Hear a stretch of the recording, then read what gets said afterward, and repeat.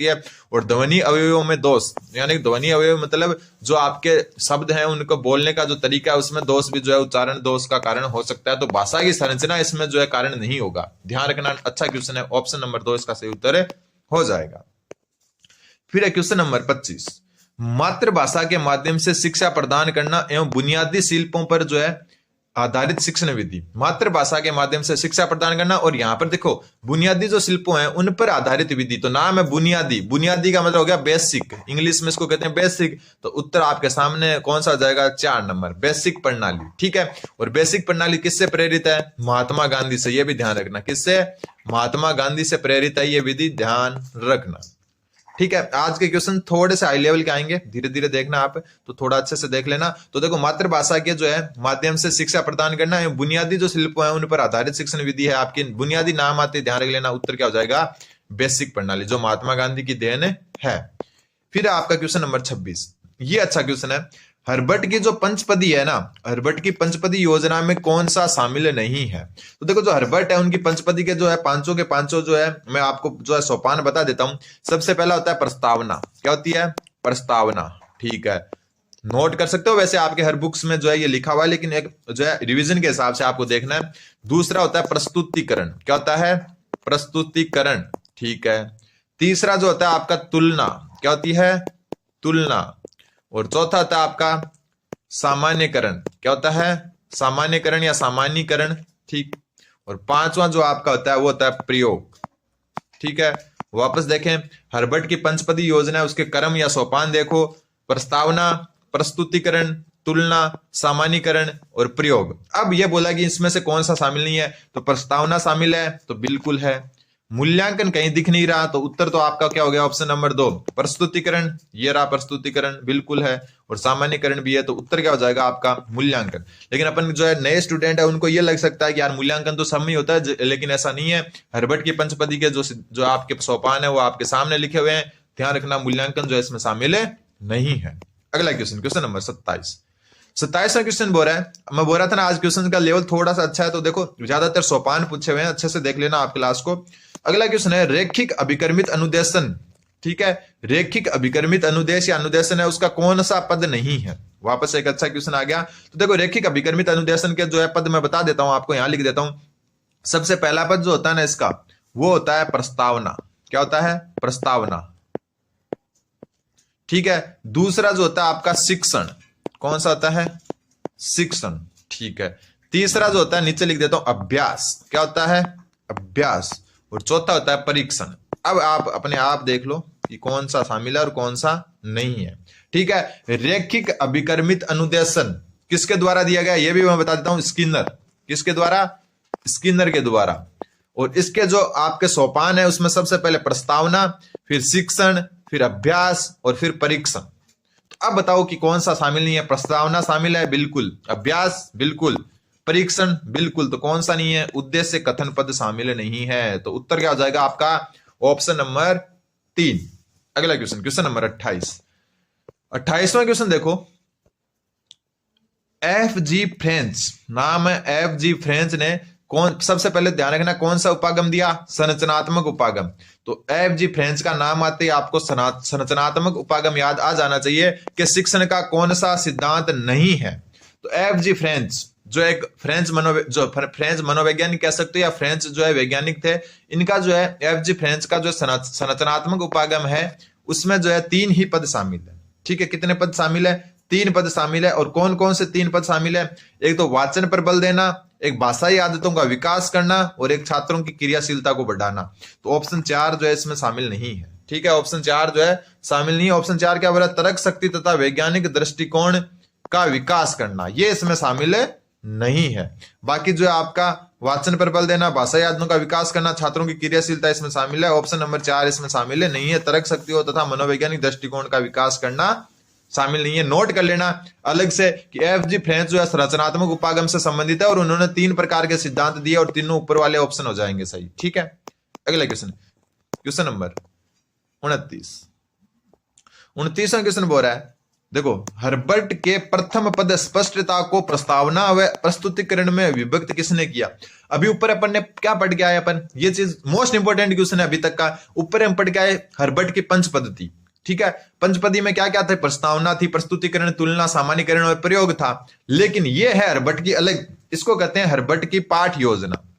ये है हर्बर्ट की पाठ योजना, हर्बर्ट की पाठ योजना। इसमें देखो अलग सोपान है, वो पंचपदी में अलग थे। इसमें देखो क्या क्या है शामिल है। सबसे पहले इसमें शामिल है आपका स्पष्टता, ठीक है। क्या है? स्पष्टता। ये अलग से याद रख लेना। पहला हो गया स्पष्टता, दूसरा जो हो गया इसके अंदर वो हो गया संबंध। क्या हो गया? संबंध, ठीक है। तीसरा इसके अंदर हो गया आत्मीकरण। क्या हो गया? सॉरी, संबंध क्या? प्रणाली, आत्मीकरण नहीं है। तीसरा क्या हो गया? प्रणाली, ठीक है। और चौथा क्या हो गया? आपके विधि। ये चीज आपको ध्यान रखनी है, ठीक है। हर्बर्ट की पंचपदी अलग चीज है और हर्बर्ट की पाठ योजना अलग चीज है। पाठ योजना में इन्होंने चार दिए हैं: स्पष्टता, संबंध, प्रणाली और विधि। और क्वेश्चन क्या बोल रहा है? हर्बर्ट का जो प्रथम पद स्पष्टता है ना, उसको प्रस्तावना और प्रस्तुतिकरण दो भागों में बांट दिया। किस किस में बांट दिया? इस जो स्पष्टता पद है ना, इसको दो भागों में बांट दिया। एक का नाम तो प्रस्तावना रख दिया, प्रस्तावना, और एक का नाम क्या रख दिया?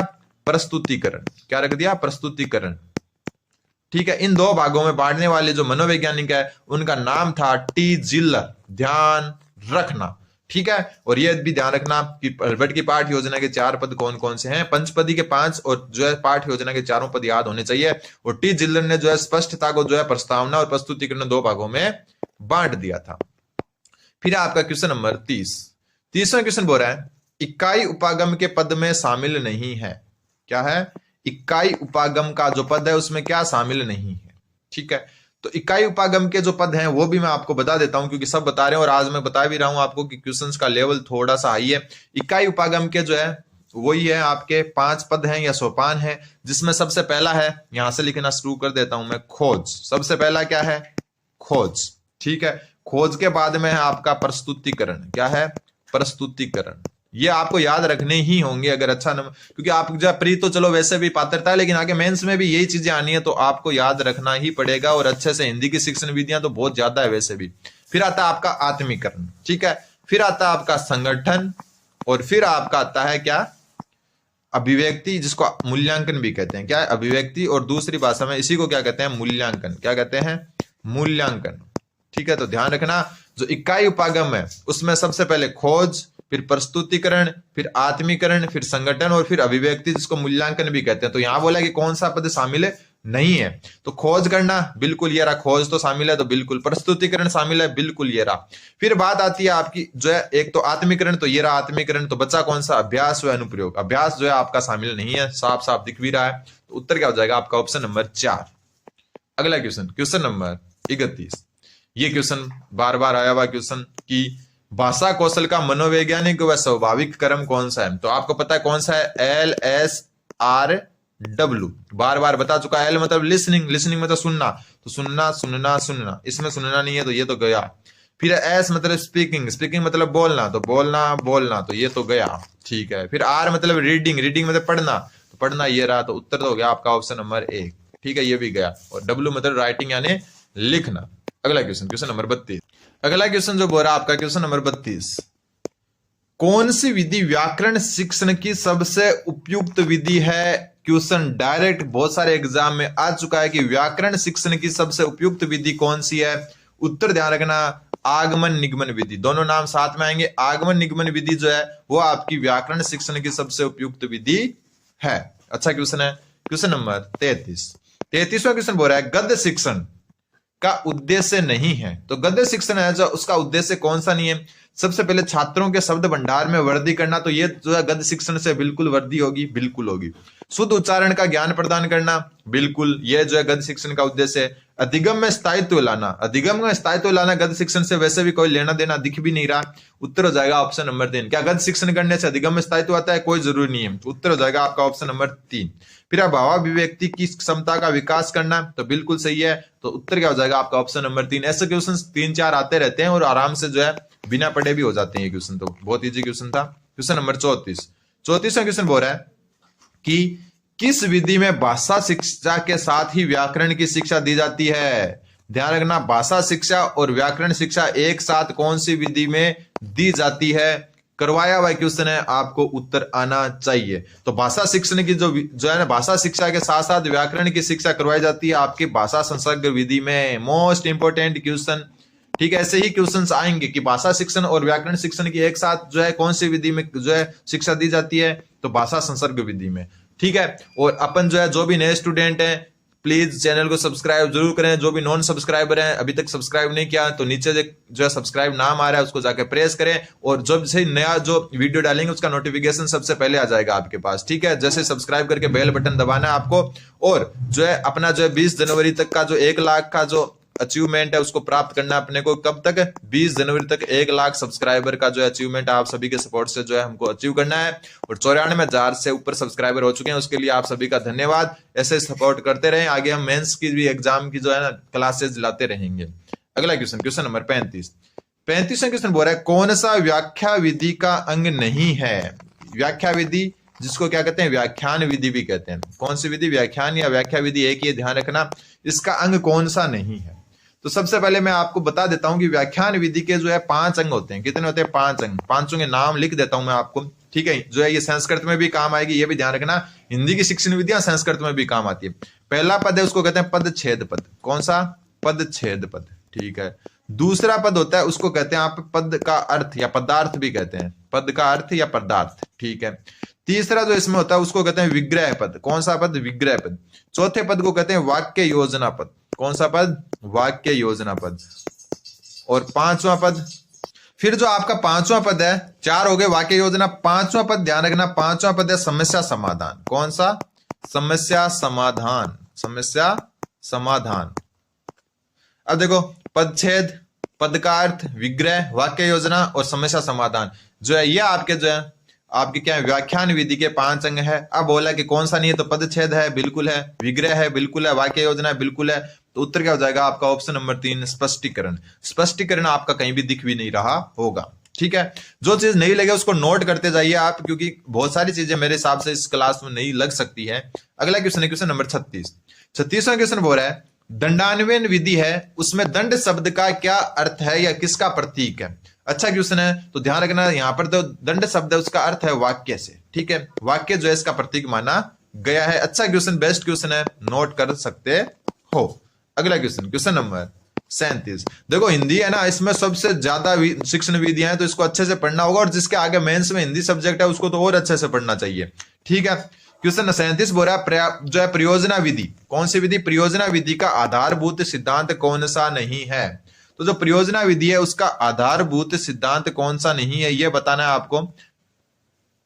तो सबसे पहले प्रयोजना विधि में जो है स्वतंत्रता का नियम होता है, बिल्कुल। स्वतंत्रता का सिद्धांत मतलब छात्रों को स्वतंत्र रूप से जो है सीखने के जो है आपको अवसर प्रदान करने चाहिए। फिर है वास्तविकता का सिद्धांत, तो बिल्कुल है, वास्तविकता का सिद्धांत भी जो है प्रयोग विधि प्रयोजना विधि है उसमें लागू होता है। और क्रियाशीलता का सिद्धांत बिल्कुल लागू होता है। तो सामूहिकता का सिद्धांत लागू नहीं होता। सामूहिकता के सिद्धांत का मतलब है बहुत सारी जो है एक भीड़ के साथ जो है किसी प्रयोग को करना या योजना या प्रोजेक्ट बनाना, ठीक है। भीड़ के साथ नहीं होता, व्यक्तिगत रूप से होता है, ध्यान रखना। क्योंकि जो सामूहिक होता है ना उसमें अच्छे से जो है आपका जो है परीक्षण नहीं हो पाता बच्चे का, तो इसलिए सामूहिक नहीं होता, ध्यान रखना। प्रयोजना विधि का सिद्धांत जो ऊपर वाले तीनों तो है, लेकिन सामूहिकता का सिद्धांत नहीं है, क्योंकि यह व्यक्तिगत रूप से होती है।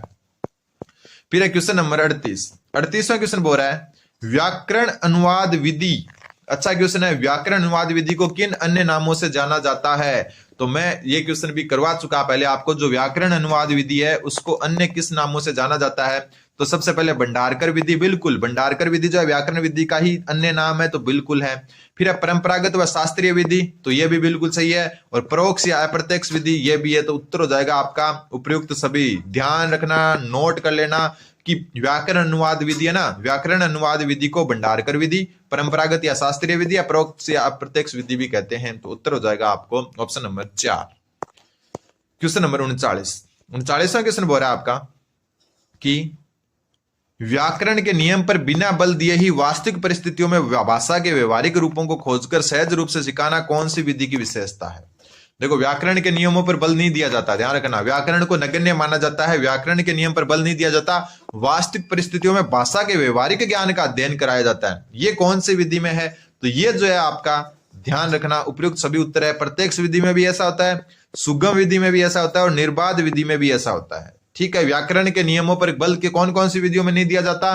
प्रत्यक्ष विधि, सुगम विधि और निर्बाध विधि। निर्बाध विधि, ठीक है। ऊपर आपने क्या देखा? अप्रत्यक्ष विधि, और अप्रत्यक्ष विधि में व्याकरण पर बल दिया जाता है, और जो प्रत्यक्ष विधि है उस पर व्याकरण में बल नहीं दिया जाता। तो उपयुक्त सभी इसका सही उत्तर हो जाएगा। अगला क्वेश्चन, क्वेश्चन नंबर 40।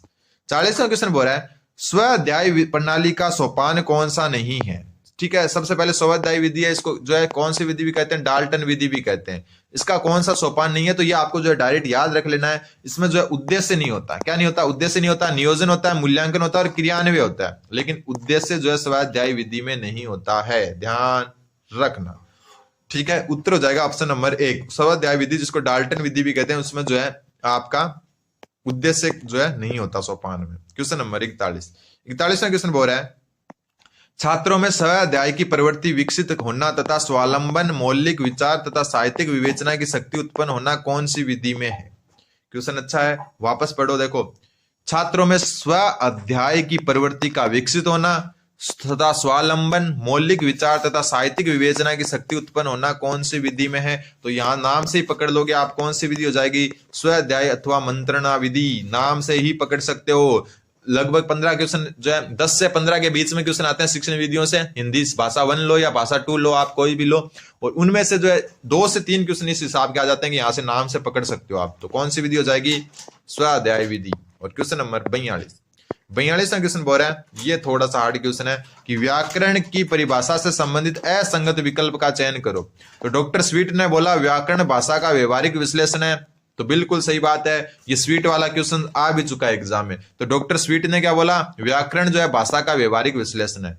ब्लूमफील्ड ने क्या बोला? कि भाषायिक रूपों की सार्थक एवं कर्मयुक्त व्यवस्था है। मतलब व्याकरण के बारे में बोला है कि व्याकरण जो है भाषायिक रूपों की सार्थक एवं कर्मयुक्त व्यवस्था है। ये जब ब्लूमफील्ड ने बोला तो बिल्कुल सही बात बोली। फिर आपका आता है जेगर ने बोला व्याकरण का, यहाँ कम नहीं है काम है, व्याकरण का काम भाषा पर अनुशासन रखना है। तो ये गलत हो गया आपका। ये बात बोली थी आपकी किसने? तो ये बात बोली थी किशोरी दास ने। किसने? किशोरी दास वाजपेयी थे। किशोरी दास वाजपेयी द्वारा बोली गई है। किशोरी दास वाजपेयी द्वारा। किशोरी दास वाजपेयी ने क्या बोला? व्याकरण का काम भाषा पर अनुशासन रखना है। अच्छा जो है कथन है। फिर आपका चौथा कामता प्रसाद गुरु, इन्होंने क्या बोला? जिस शास्त्र में शब्दों के शुद्ध और प्रयोग के नियमों का निरूपण होता है। व्याकरण किसको कहते हैं? कि जिस शास्त्र में शुद्ध शब्दों के शुद्ध और प्रयोग के नियमों का जो है निरूपण होता है उसको कहते हैं व्याकरण। ये बात कही कामता प्रसाद गुरु ने। ये भी आपको जो है सारे याद है रखने हैं। और फिर आज का क्वेश्चन नंबर 43, निम्न में से आगमन विधि के सोपान नहीं। ठीक है, आगमन विधि के सोपान मैं बता देता हूं। आगमन विधि में सबसे पहले होता है विशिष्ट उदाहरण। क्या होता है? विशिष्ट उदाहरण। ठीक है, दूसरे नंबर पर होता है इसमें निरीक्षण। क्या होता है? निरीक्षण। ठीक है, तीसरे नंबर पर इसमें जो होता है वो होता है सामान्यीकरण। सामान्यीकरण।